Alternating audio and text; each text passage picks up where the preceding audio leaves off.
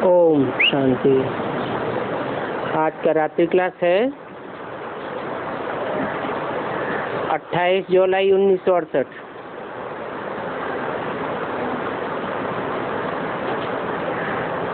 वास्तव में ये बेहद के बाप का मंत्र है। क्या? ओम शांति। परंतु आते हैं, मंत्र देते हैं,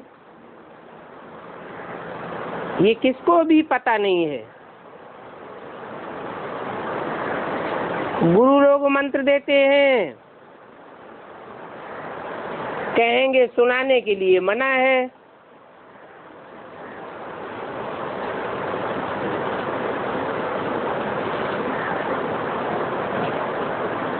ये गुरु की रस्म भी कहाँ से निकली?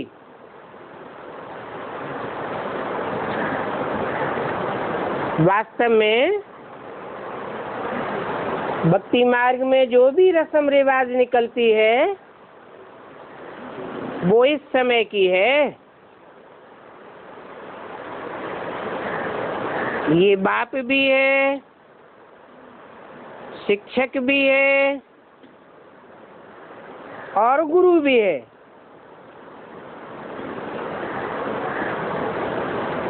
और यहाँ वशीकरण मंत्र भी देते हैं माया पर जीत पाने के लिए। वो वशीकरण मंत्र कौन सा है? मन मना भव, मेरे मन में समा जा। अर्थात जो मेरे मन के अंदर संकल्प सरणी है वो तेरे अंदर भी हो जाए। ये माया पर जीत पाने का मंत्र है। तो मंत्र का अर्थ समझना चाहिए ना।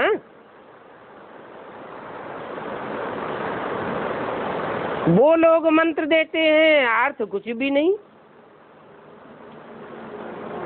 और बाप आकर वशीकरण मंत्र देते हैं जिससे हम 5 विकारों पर जीत पा लेते हैं।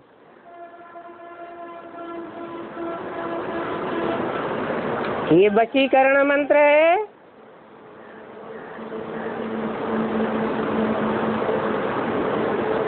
मन को कंट्रोल करने का।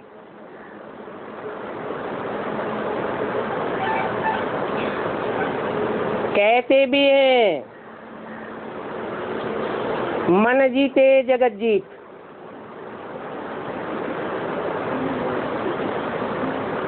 ये रावण पर जीत पाने का मंत्र है। मन चलायमान होता है ना।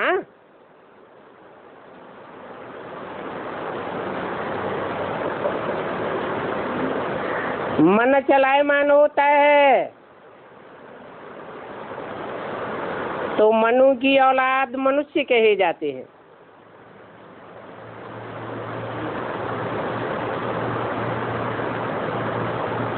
मन को कंट्रोल कर लेते हैं, जीत लेते हैं, अर्थात माया पर जीत पा लेते हैं।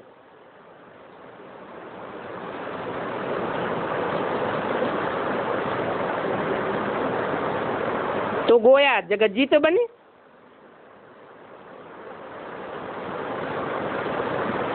अभी बाप कहते हैं माम एकम याद करो।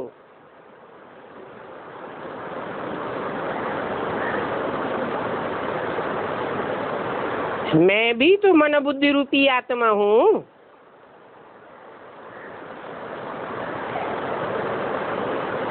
मुझे एक को याद करेंगे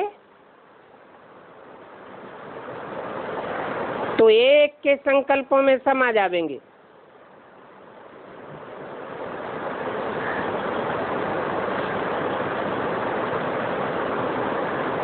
तो देखो, बाप आवे तब तो मंत्र देवे ना। ये बाप भी है, टीचर भी है, सदगुरु भी है, और ये तीनों एक ही है। माना पर्सनालिटी एक ही है। प्रदर्शनी में भी समझाते हैं कि हमारा बाप टीचर है, सदगुरु वो एक ही है।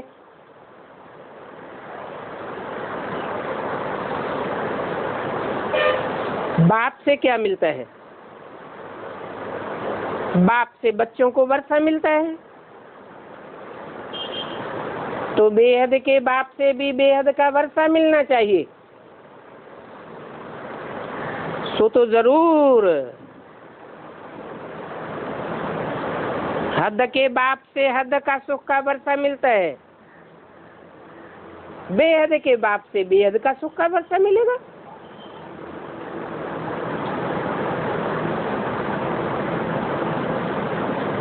टीचर बनकर के 84 का चक्र समझाते हैं, और गुरु है तो योग सिखलाते हैं। कहते हैं एक सदगुरु को याद करो तो बेड़ा पार हो जाएगा।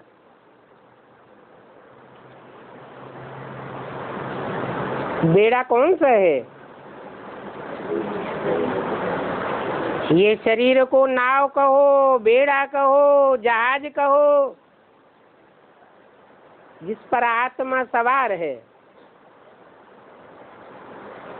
ये बेड़ा विषय वैतरणी नदी कहो, विषय सागर कहो, उसमें पड़ा हुआ है।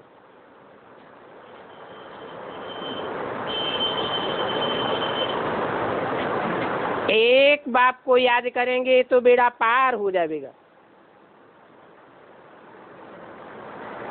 विषय सागर से क्षीर सागर में चले जाएंगे।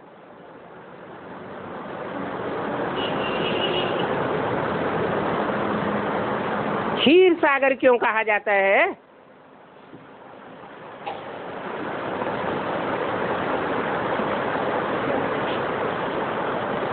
क्षीर दूध को कहा जाता है,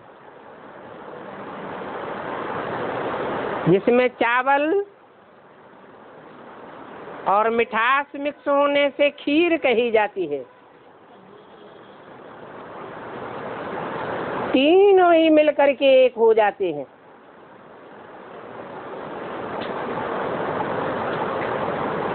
चावल है आत्माएं, मिठास है बेहद का बाप,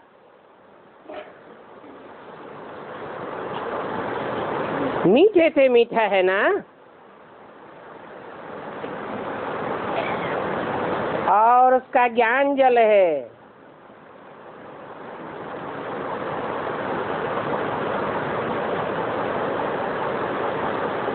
मनुष्यों के द्वारा वो ज्ञान जल सुनाया जाता है तो पानी का काम करता है, और वही ज्ञान जल जब बाप सुनाते हैं तो क्षीर बन जाता है, दूध बन जाता है। दूध को बिलोने से सार निकलता है, पानी को बिलोने से तो कुछ भी नहीं निकलता। तो मनुष्य गुरु जो भी हैं अथवा जो भी ज्ञान गंगाएं हैं, वो सब पानी की नदियां हैं।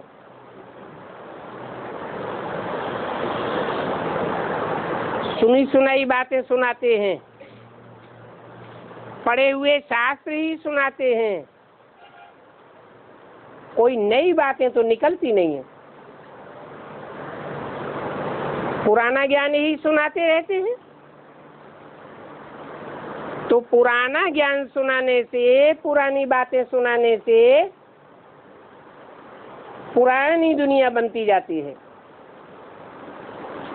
और बाप आकर के नित नया ज्ञान सुनाते हैं, नित नई सार की बातें बताते हैं, उससे नई दुनिया बन जाती है।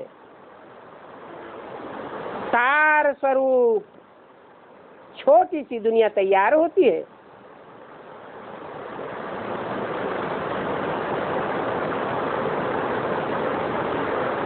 सतयुग से लेकर के मृत्यु लोक तक फिर इस दुनिया का विस्तार होता रहता है।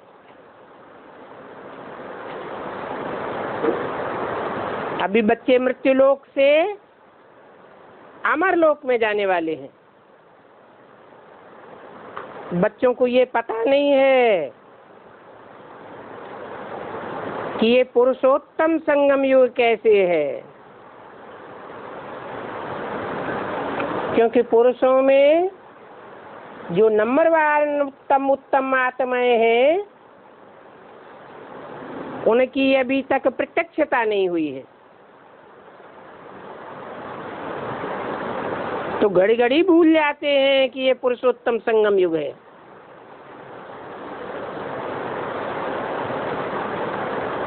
पुरानी दुनिया का अंत होने वाला है,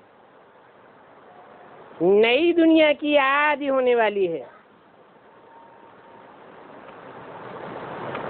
इसको कहा जाता है पुरुषोत्तम संगम युग।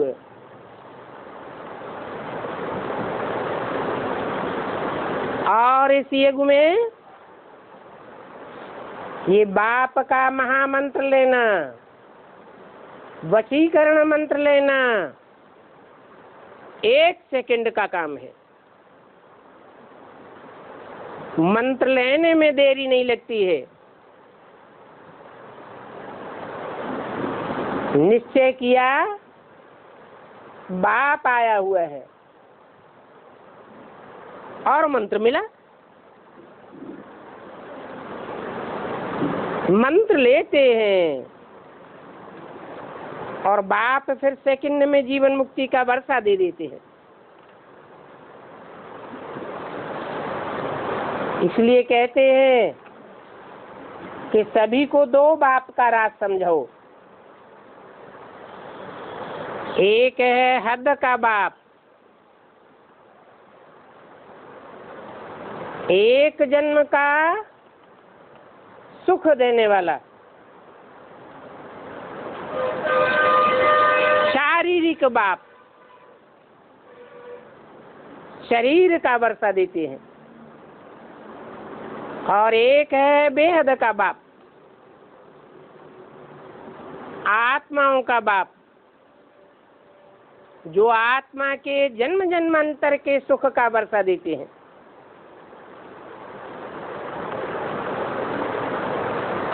स्वर्ग का वर्षा भी देते हैं, क्योंकि वह एक ही बाप है जो सदैव स्वस्थिति में स्थित रहने वाला है। तो स्वर्ग का भी वर्षा मिलता है। अभी देखो शिवरात्रि हुई थी,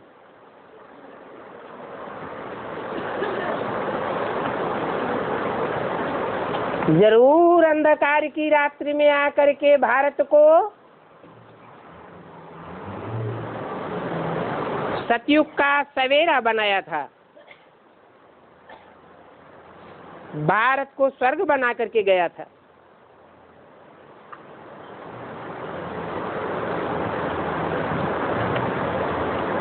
नाम पड़ा भारत, अभी तो नाम हिंदुस्तान दे दिया है।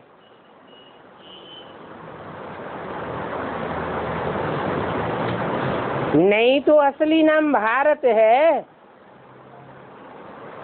भा अर्थात रोशनी, रत अर्थात लगा रहने वाला, अर्थात ज्ञान की रोशनी में लगा रहने वाला, मनन चिंतन मंथन में लगा रहने वाला। इसलिए उसका नाम पड़ा भारत।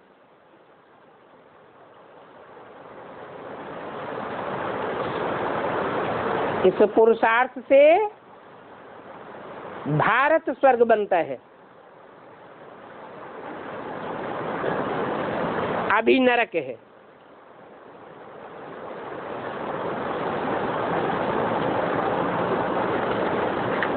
क्यों नरक है?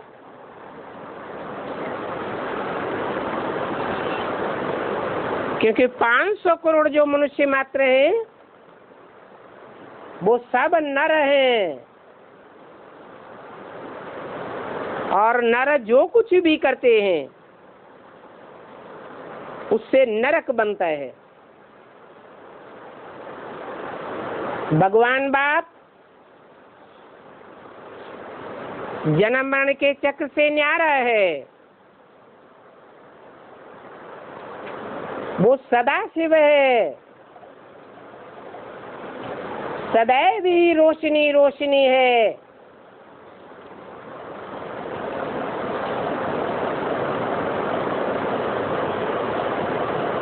उसको कहते हैं सदाशिव।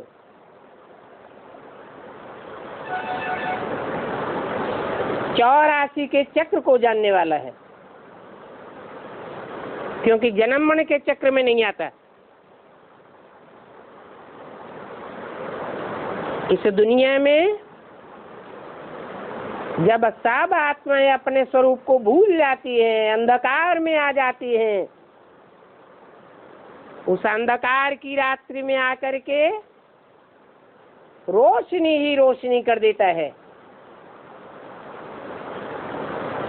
जिस मुकर्रर रथ में आता है पहले वह रोशनी से भरपूर हो जाता है, तो नाम भारत कहा जाता है।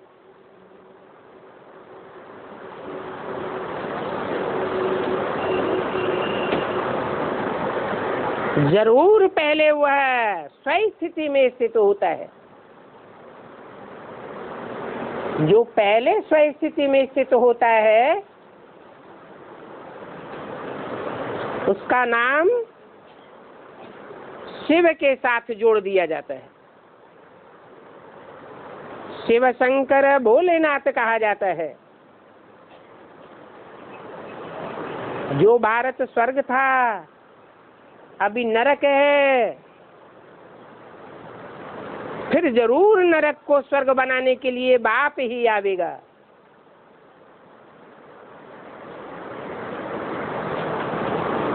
आवेगा अर्थात प्रत्यक्ष होगा।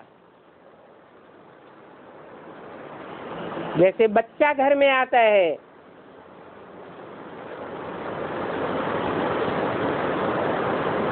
कोई भाग्यशाली सोल घर में आती है तो घर परिवार में परिवर्तन हो जाता है। ऐसे ही बाप भी आते हैं। बेहद के बाप बेहद की दुनिया में आते हैं तो सारी दुनिया को नरक से स्वर्ग बनाते हैं। अभी बाप स्वर्ग का वर्षा दे रहे हैं, बच्चे नंबरवार ले रहे हैं।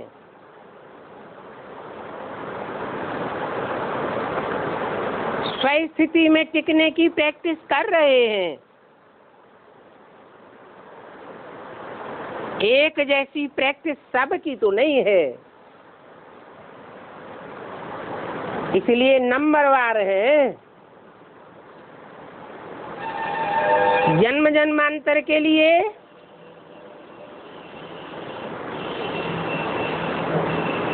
सुख की अनुभूति करने की अभी शूटिंग कर रहे हैं। बाप ने तो बताया है ये शूटिंग का काल है, रिहर्सल का काल है, संगम युग मौजों का युग है। इस युग में जितनी मन की मौज मनाएंगे, खुशी में रहेंगे, उतना जन्म जन्मांतर सुख का वर्षा बाप से ले लेंगे।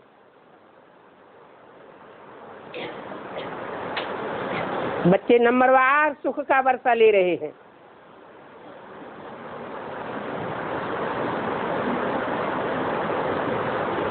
बल माया पुरुषार्थ में वायलोरा डालती है। बच्चे दुखी हो जाते हैं। माया कहो, मायावी कहो, मायावियों के प्रभाव में आकर के अपने को दुखी कर लेते हैं, तो दुख का वर्षा मिल जाता है। फिर बाप बच्चों को याद दिलाते हैं, बच्चे मैं कल पहले भी तुम्हारे पास आया था, तुमको सुख का वर्षा दिया था, तुम स्वर्गवासी हुए थे। जन्म जन्मांतर का तुमने स्वर्ग में वर्षा पाया था।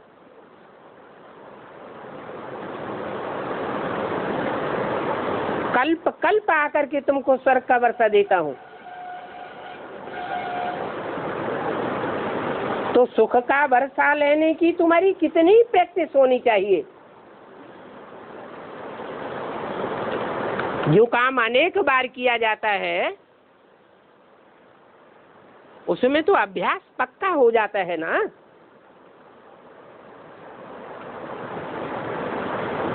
अभ्यास कच्चा क्यों हो जाता है? शिव को तो जानते हो, शिव बेहद का बाप, आत्माओं का बाप, कल्याणकारी बाप है ना। अकल्याणकारी तो नहीं है।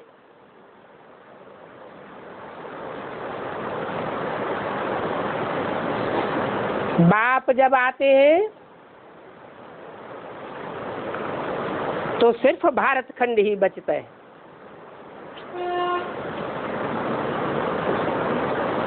अविनाशी खंड है। अज्ञान फैलाने वाले जो और धर्म खंड हैं वो सब विनाश को पाते हैं।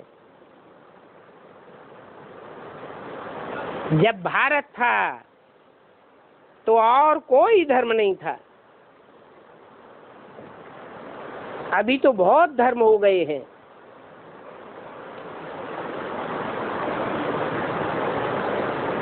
अनेकता होने के कारण सब आपस में टकराते रहते हैं। तो और अब नरक बन गया है। जैसे गंदकी नाली में कीड़े कुल बुलाते रहते हैं, एक दूसरे को काटते रहते हैं,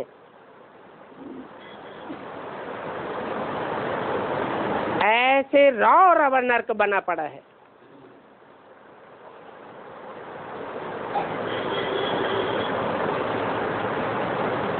अब बाप आकर के फिर से स्वर्ग की स्थापना कर रहे हैं। फिर से एक धर्म की स्थापना होनी है। इसके लिए आत्मा को पवित्र जरूर बनना पड़े।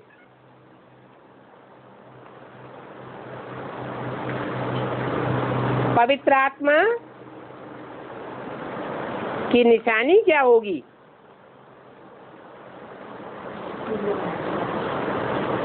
पवित्र आत्मा की निशानी होगी ऊंची ऊंची स्टेज में उड़ेगी, हल्कापन महसूस होगा।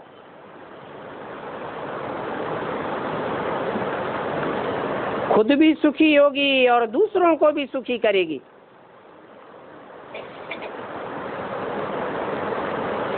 सुख लेगी और सुख देगी।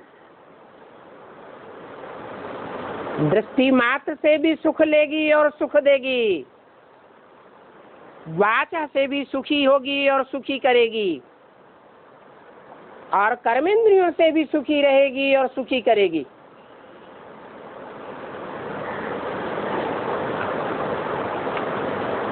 सुख देने वाले को देवता कहा जाता है। तो बाप अभी देवता धर्म की स्थापना कर रहे हैं। देवताएं पवित्र होते हैं तो उनकी पवित्रता की पूजा होती है। मूर्तियां तो चौराहों पर तिराहों पर नेताओं की भी रखी रहती हैं, धर्म गुरुओं की भी रखी रहती है, धर्म पिताओं की भी होती है, परंतु उनकी पूजा नहीं होती है। क्यों नहीं होती है? उनके मंदिर नहीं बनाए जाते। क्यों नहीं बनाए जाते? क्योंकि वो पवित्र नहीं होते हैं। तुम पवित्र बनते हो तो तुम्हारा यादगार मंदिर तैयार होता है। मंदिर में जाने से ही भक्तों का वातावरण मनसा का कितना पावरफुल हो जाता है, पवित्र बन जाता है। ये यादगार है कि बाप ने तुम्हारे स्वर्ग रूपी मंदिर की स्थापना की थी, तो पवित्र तो जरूर बनना है। इस रामा के राज को मनुष्य नहीं जानते हैं।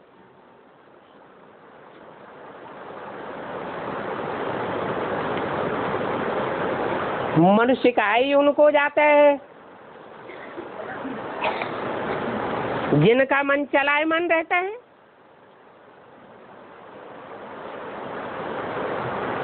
तुम तो मन को अडोल बनाने की प्रैक्टिस करते हो।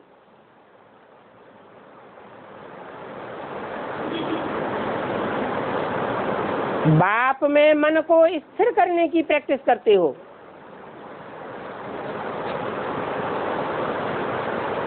तुम तो मनुष्य से देवता बनते हो।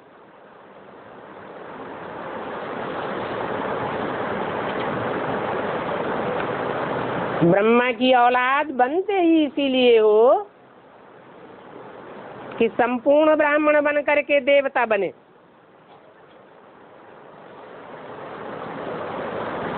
हाँ,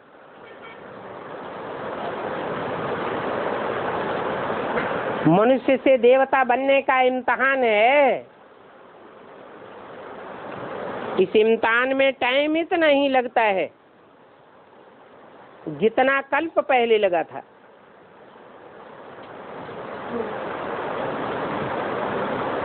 बाप को तो इस बात की फिक्र नहीं है।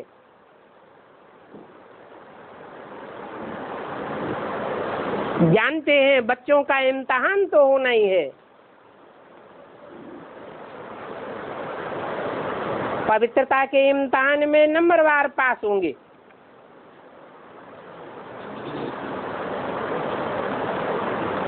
और इसके लिए बच्चे पुरुषार्थ भी जरूर करेंगे। अगर कोई पुरुषार्थ नहीं करेंगे तो कम पद पावेंगे। बाकी बेहद का बाप तो जरूर बच्चों को बेहद का वर्षा देंगे।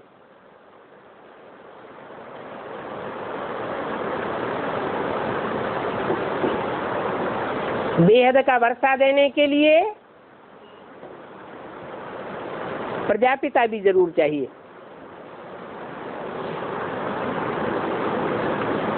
500-700 करोड़ मनुष्यों की प्रजा है।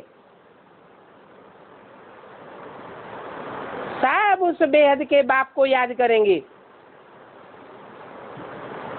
और बेहद के बाप से बेहद का वर्षा पावेंगे। तो मीडिया तो जरूर चाहिए।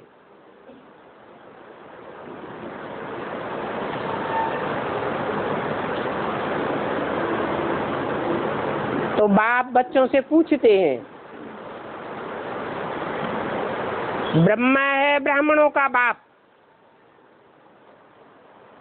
तो बताओ ब्रह्मा का बाप कौन? ब्रह्मा बड़ी माँ को कहा जाता है, ब्रह्म माँ। तो बड़ी माँ है तो बड़ा बाप भी तो कोई होगा। वो कौन है?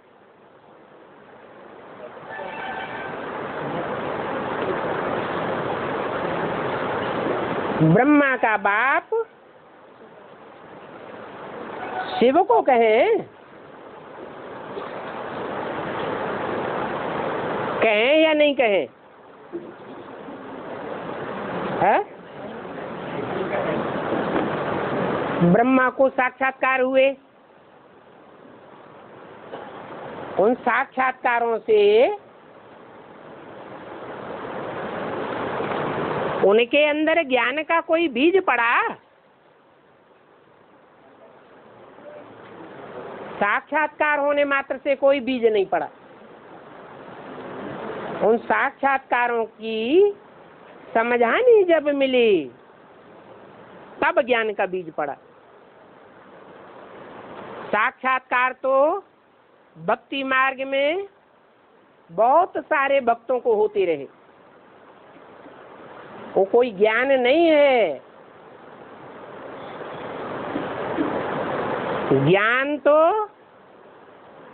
ज्ञान सागर बाप ही प्रवेश करके देते हैं,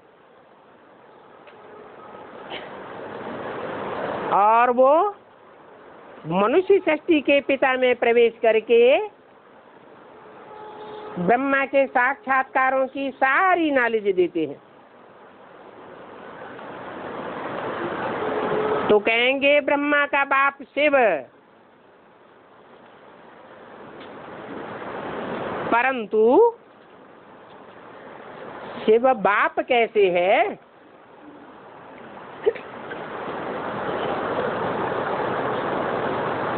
माँ के संबंध में बाप चाहिए।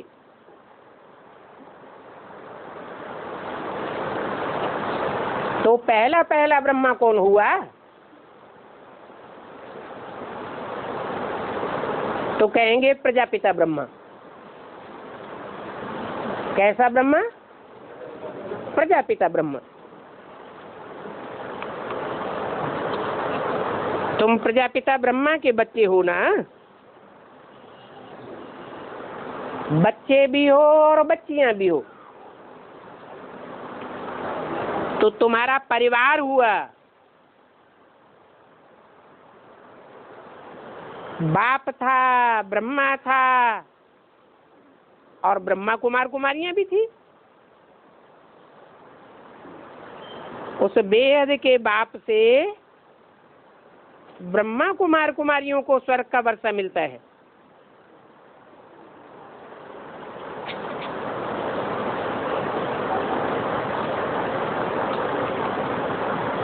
कब मिलता है? 69 में। 69 में ब्रह्मा ने शरीर छोड़ा, वर्षा तो कोई को नहीं मिला।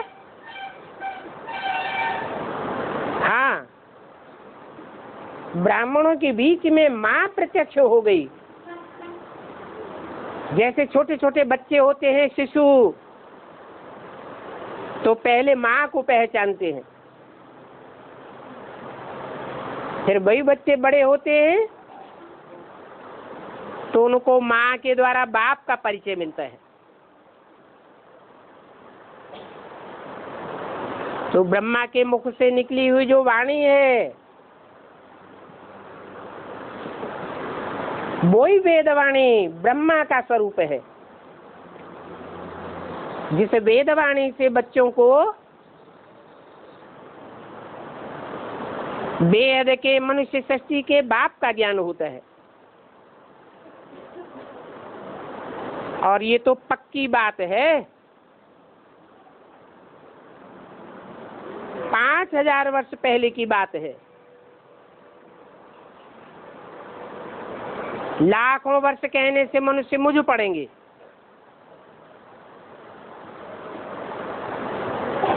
लाखों वर्ष कहना ये है अज्ञान।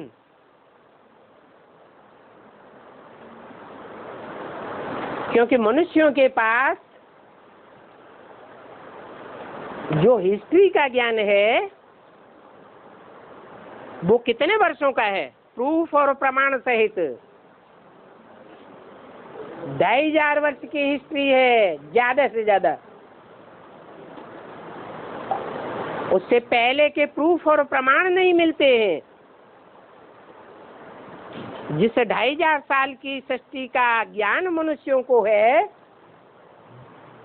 वो दुख की सृष्टि है।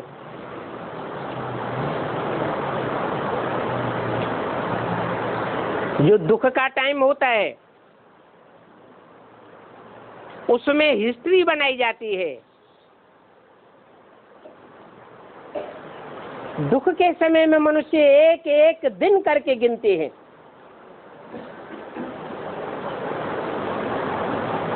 सुख में कोई टाइम की गिनती नहीं करता है।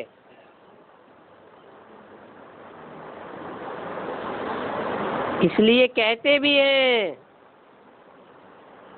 दुख में सिमरन सब करे, सुख में करे न कोई। दुख में एक एक दिन गिनते हैं, गिन करके रखते हैं तो हिस्ट्री बन जाती है। तो साबित होता है कि मनुष्यों के पास 2500 वर्ष की हिस्ट्री है दुखों की दुनिया की। और इस दुखों की दुनिया में ही अनेक प्रकार के धर्म पिताएं आए जिन्होंने आकर के अपने अपने धर्म की स्थापना की। उन सब धर्म पिताओं की हिस्ट्री है।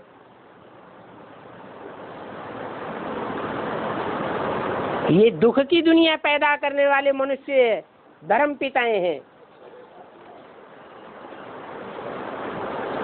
जिनकी हिस्ट्री बनी।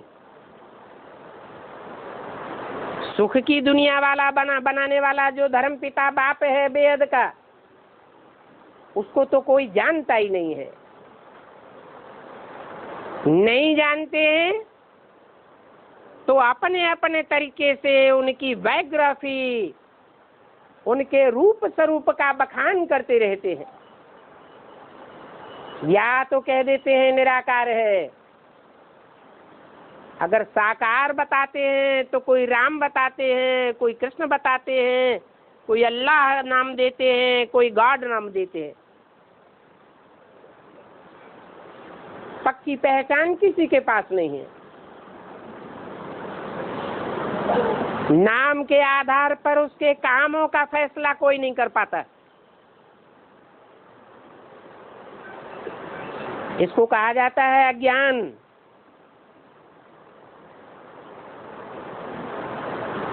इसलिए कह देते हैं लाखों वर्ष की सृष्टि है, जबकि मनुष्य के पास सृष्टि का इतिहास 2500 वर्ष का है। वो दुख की सृष्टि का इतिहास है। इससे साबित होता है कि ये अज्ञान की रात्रि का इतिहास आधा इतिहास है। आधा सुख का इतिहास किसी के पास नहीं है। जैसे आधा दिन होता है, आधी रात होती है, ऐसे नहीं कि रात ही रात हो, दिन होता ही नहीं हो। अगर कहें नॉर्थ पोल और साउथ पोल में 6 महीने का दिन होता है, 6 महीने की रात होती है, तो भी कहेंगे।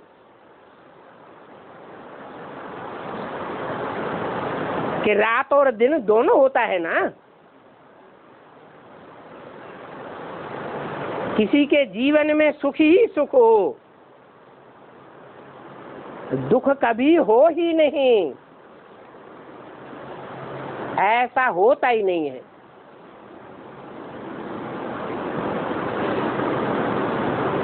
अगर कहें स्वर्ग में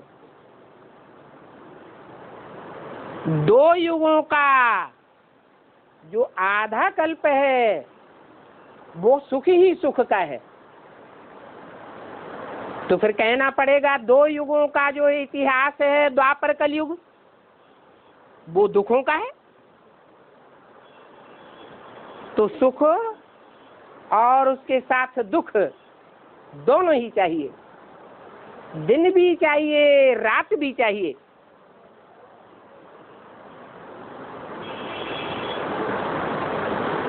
ये सृष्टि 2 का खेल है। चाहे कोई मनुष्य हो, चाहे जड़ हो, चाहे जंगम हो, नर और मादा दोनों ही चाहिए, तभी सृष्टि का संचालन होता है। तो ऐसे ही 2500 वर्ष की दुख की सृष्टि है और 2500 वर्ष सुख की सृष्टि है। सुख की सृष्टि को सुख के सागर बाप के सिवाय कोई नहीं जानता है। बाप ही आकर के उस सृष्टि का ज्ञान देते हैं और बताते हैं कि द्वापर कलयुग में मनुष्य मात्र अज्ञान अंधेरे में पड़ा हुआ है। द्वापर के आदि में इतना अज्ञान अंधेरा नहीं था।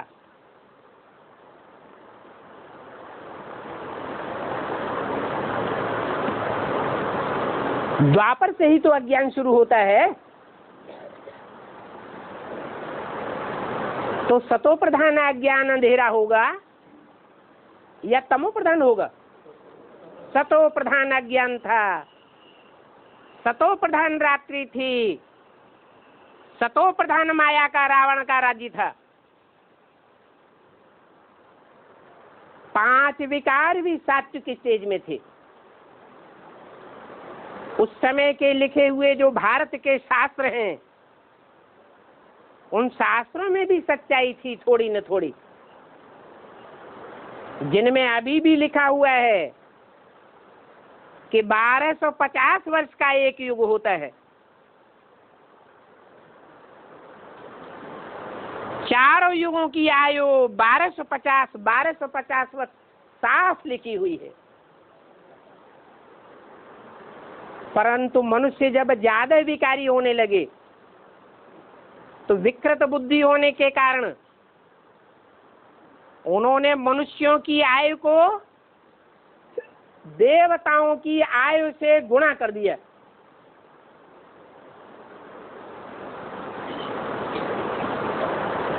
तीन 365 का गुणा करने से सारा काम बिगाड़ दिया।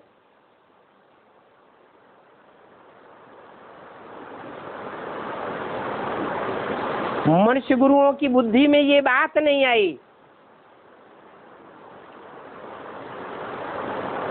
कि सुख का टाइम और दुख का टाइम बराबर होना चाहिए। अभी बाप हमको बतलाते हैं कि सुख की दुनिया भी 2500 साल और दुख की दुनिया भी 2500 साल। सुख की दुनिया का निर्माण मैं करता हूं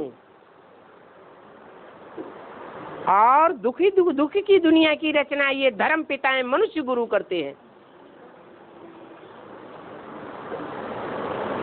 अभी तुम बच्चे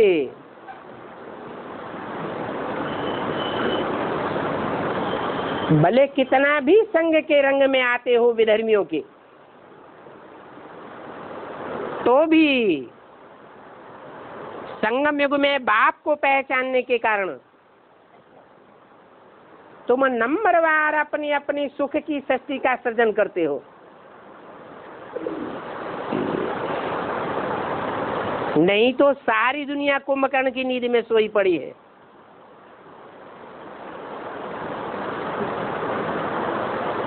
सारी दुनिया में आसुरी संप्रदाय का प्रभाव है, आसुरी धर्म गुरुओं का प्रभाव है। ये रावण का राज्य है बरोबर, परंतु ये किसी की भी बुद्धि में नहीं बैठता कि अभी सारी दुनिया में रावण का राज्य है।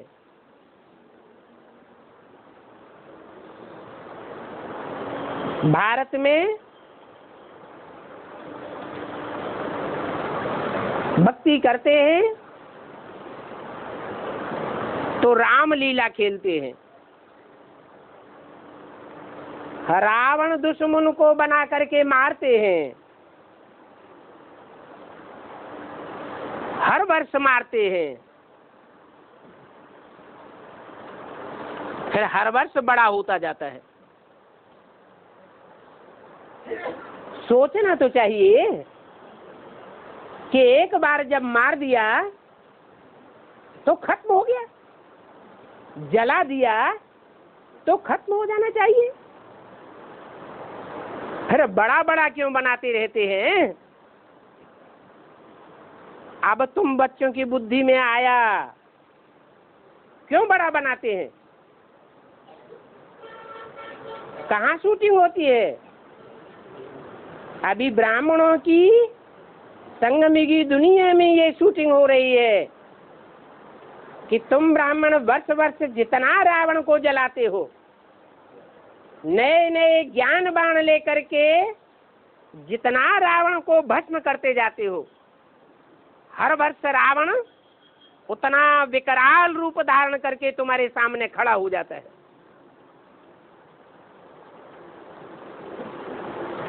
तुम्हारी स्थिति को डाउन करता जाता है। फिर यादगार में रामलीला मनाते हैं, वर्ष वर्ष रावण को जलाते हैं। उसमें भी वो कौन सा शहर है जहां दशहरा बड़ी धूमधाम से मनाते हैं? मैसूर। ब्राह्मणों में भी अलग अलग कुरियों के ब्राह्मण हैं, ऊंचे से ऊंचे कुरी के ब्राह्मण और नीच कुरी के ब्राह्मण भी हैं। जो नीच कुरियों के ब्राह्मण हैं वो बाप की बात एक कान से सुनते हैं, दूसरे कान से निकालते हैं, और धर्म गुरुओं के प्रभाव में आते रहते हैं। प्रभाव में आने के कारण सूर्यवंशी कुल के नहीं कहे जा सकते। जो सूर्यवंशी ब्राह्मण होंगे वो सिर्फ सूर्य को फॉलो करेंगे या औरों को फॉलो करेंगे? सिर्फ सूर्य को फॉलो करते हैं। इसलिए भक्ति मार्ग में एक शहर का नाम बना हुआ है, मैं सूर्य। तो मैसूर में दशहरा बड़ी धूमधाम से मनाते हैं। जरूर ऐसे सूर्यवंशी बच्चों ने रावण का पुतला भस्म किया होगा।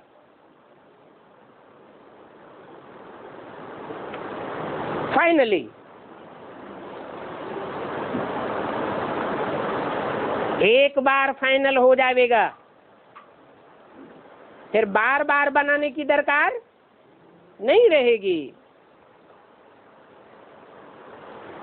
तुम जानते हो राम राज्य सतयुग त्रेता को और रावण राज्य द्वापर कलयुग को कहा जाता है।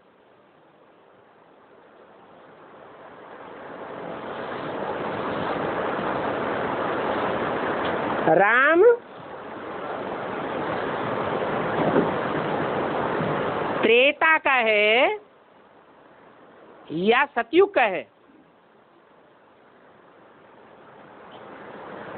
भक्ति मार्ग में तो कहते हैं त्रेता में राम का राज्य था, राम त्रेता में था, परंतु बाप ने हमको बताया है कि राम सिर्फ त्रेता का ही नहीं है, राम का राज्य तो सतयुग में भी होता है।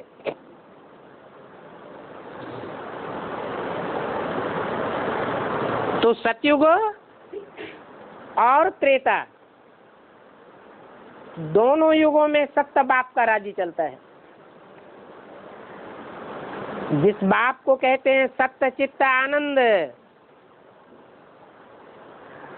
अंग्रेज लोग भी कहते हैं गॉड इज ट्रुथ। सच्चाई को ही भगवान कहा जाता है, क्योंकि भगवान ही आकर के सच्चाई का ज्ञान कराते हैं। बाकी तो सारी दुनिया की बुद्धि में झूठ ही झूठ भरा पड़ा है। सत्य बात, सत्य बातें सुना करके सच्चखंड की स्थापना करते हैं। किसके द्वारा? कृष्ण वाली आत्मा के द्वारा। कृष्ण तो बच्चा है, बच्चा बुद्धि का पार्ट बजाने वाला है। राम बाप को कहा जाता है। राम वाली आत्मा के थ्रू जन्म मरण के चक्र में न आने वाला बाप शिव सच्चाई की स्थापना करते हैं और सब झूठ खंडों का विनाश हो जाता है। झूठी दुनिया बनाने वालों का विनाश हो जाता है।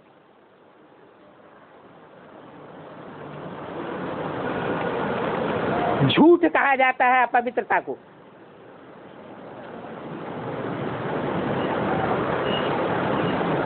खाना रखा हुआ है, खा लिया, कुत्ते को दे दिया, तो कुत्ते ने झूठा खाया या सच्चा खाया? झूठा खाया। ऐसे झूठ खंड में सब झूठा खाते रहते हैं। जैसे कि प्योरिटी का कोई मान ही नहीं रहता। एक धर्म संप्रदाय भी ऐसा है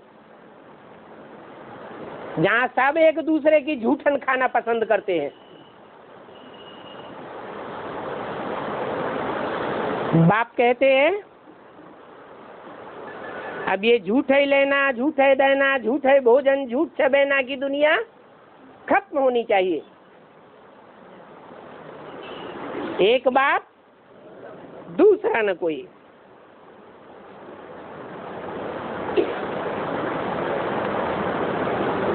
झूठ की दुनिया बढ़ते बढ़ते इतना झूठ बढ़ जाता है कि सारी दुनिया में कलह क्लेश पैदा हो जाता है। सब धर्म वाले आपस में टकराने लगते हैं। उसे झूठ खंड कहो, वैश्यालय कहो, बात एक ही है। तुम जानते हो कि राम राज्य में होता है सुख। राम की महिमा किस बात में सबसे जाती है?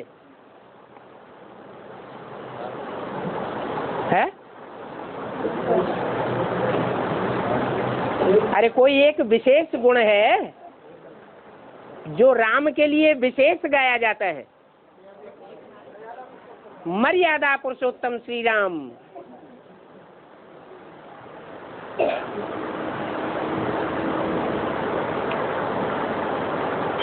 झूठ का भोग नहीं लगाते हैं।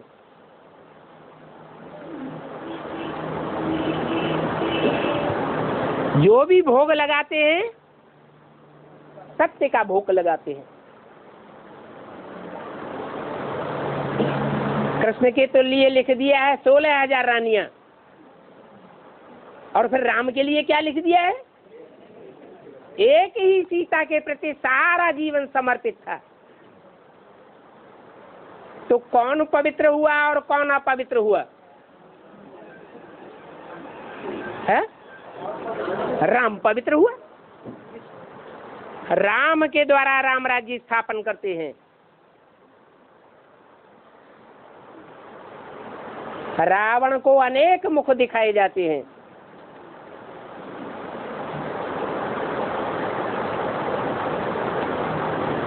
जो अनेक मुख दिखाते हैं उनमें 5 मुख हैं पुरुष मुख और 5 मुख हैं स्त्री मुख। पुरुष मुखों को कहा जाता है काम, क्रोध, लोभ, मोह, अहंकार के प्रैक्टिकल स्वरूप। इतनी बड़ी दुनिया में सब एक जैसे कामी, क्रोधी, लोभी, मोही, विकारी होते हैं क्या? या नंबरवार काम विकार, क्रोध विकार होता है? नंबरवार होते हैं। तो कोई 100% विकारी भी तो होता होगा। काम विकार में कोई 100% विकारी, क्रोध विकार में कोई 100% विकारी, लोभ में कोई 100% विकारी। ऐसा पार्ट बजाने वाला कोई होना चाहिए या नहीं होना चाहिए? होना चाहिए। जो साबित होगा वो ही रावण का सिर साबित हो जाएगा। तो 5 विकार और 5 प्रकृति के रूप, जड़ प्रकृति के जड़त्वमयी बुद्धि धारण करने वाले 5 रूप, जिन्हें पृथ्वी माता कहा जाता है ना। तो कोई चैतन्य रही होगी या जड़ की बात है? जरूर कोई चैतन्य रही है। पृथ्वी माता, जल देवता, वायु देवता, अग्नि देवता, ये नाम तो दिए हैं ना। जैसे जैसे नाम है वैसा वैसा काम करने वाले भी हैं। बल भगवान आ जाता है, अंजाम भी कर लेते हैं कि भगवान बाप आया हुआ है, निश्चय पत्र भी लिख करके देते हैं,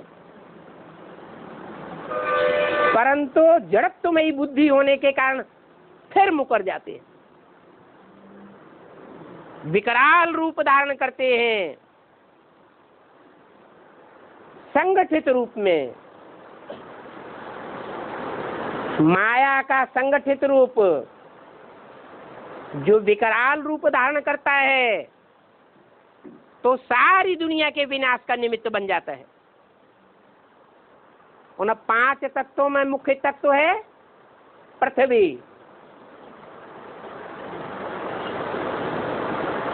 जो बाकी चारों तत्वों को अपने में समाहित करके रखती है। जब वो पृथ्वी भूडोल लाती है, अर्थक्वेक होता है, तो दुनिया में बड़ी बड़ी बिल्डिंग्स जो मल्टी स्टोरी की बनी हुई है, बड़े बड़े शहरों में जहां दुनिया की ज्यादा से ज्यादा तादाद की आबादी बसी हुई है, वो सब ताश के पत्तों की तरह धराशायी हो जाते हैं और दुनिया का बड़ा विनाश होता है अर्थक्वेक से। तो प्रकृति, ये 5 तत्वों का संघात कितनी विनाशकारी है।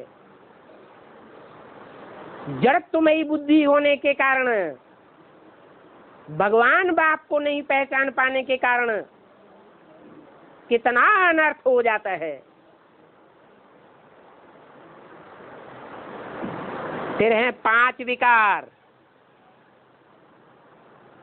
जो दुनिया को तो तंग करते ही हैं, लेकिन हम ब्राह्मण बच्चों को भी तंग करते हैं। बाप कहते हैं इन 5 विकारों में मुख्य 2 हैं तुम्हारे बड़े से बड़े दुश्मन।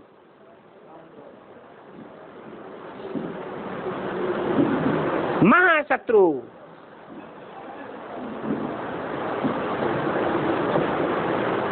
ये 5 विकार, इनका मुखिया है काम विकार।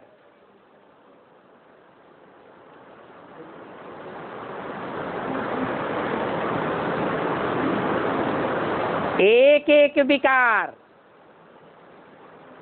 अकेला नहीं है, सन्यासी नहीं है।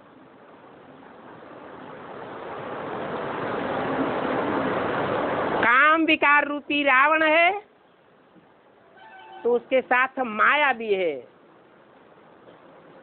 माया है स्त्री रूप।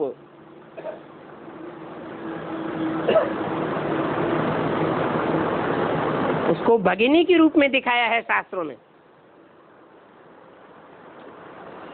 बहन के रूप में दिखाया है।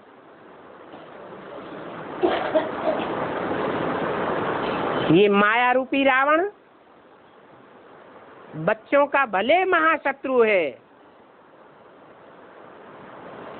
बार बार गिराने वाला है, फिर भी बाप का सहयोगी होने के कारण वो माया रावण बच्चों का बहुत कुछ बिगाड़ नहीं कर पाती।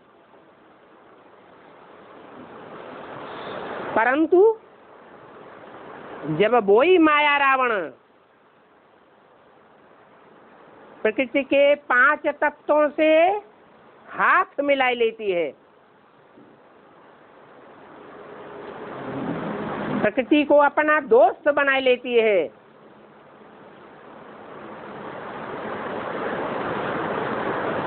तो जो भी ब्राह्मण बच्चे हैं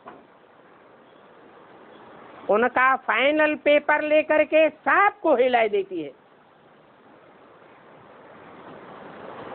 इतना विकराल रूप धारण करती है कि सिर्फ 8 ही बाकी बचते हैं और बाकी सब धराशायी हो जाते हैं। तो ये रावण के 10 सिर हैं। ये रावण कोई बाहर की दुनिया में नहीं है, ये रावण का पार्ट बजाने वाले 10 सिर ब्राह्मणों की दुनिया में ही मौजूद हैं।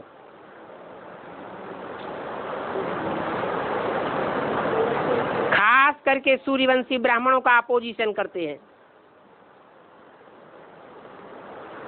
और सारी की सारी ब्राह्मणों की दुनिया धराशायी हो जाती है।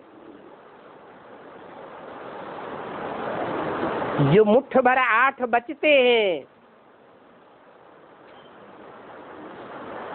उनके लिए फिर नई दुनिया का सृजन होता है।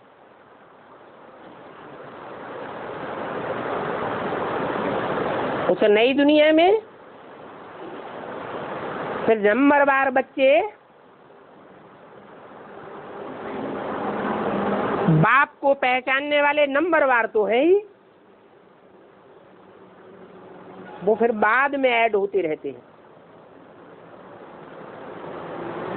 ऐड होते होते होते होते हर धर्म से श्रेष्ठ आत्माओं का चुनाव होते होते अंत में सिर्फ 4.5 लाख निकलते हैं जो बाप को, बाप के ब्राह्मण परिवार को पूरी तरह पहचानते हैं। साकार शरीर से।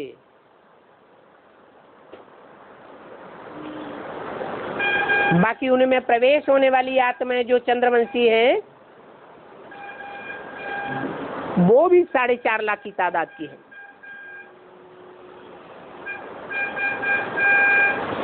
टोटल मिलकर के 9 लाख सितारे हैं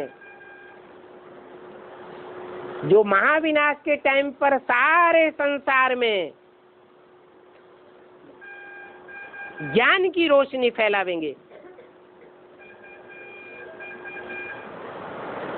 सारे संसार में चमकेंगे। वो आसमान के सितारे हैं, जड़ सितारे,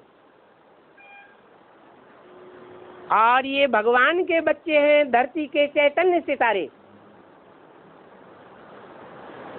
जो अभी कुछ ही वर्षों में सारे संसार में प्रत्यक्ष होने वाले हैं।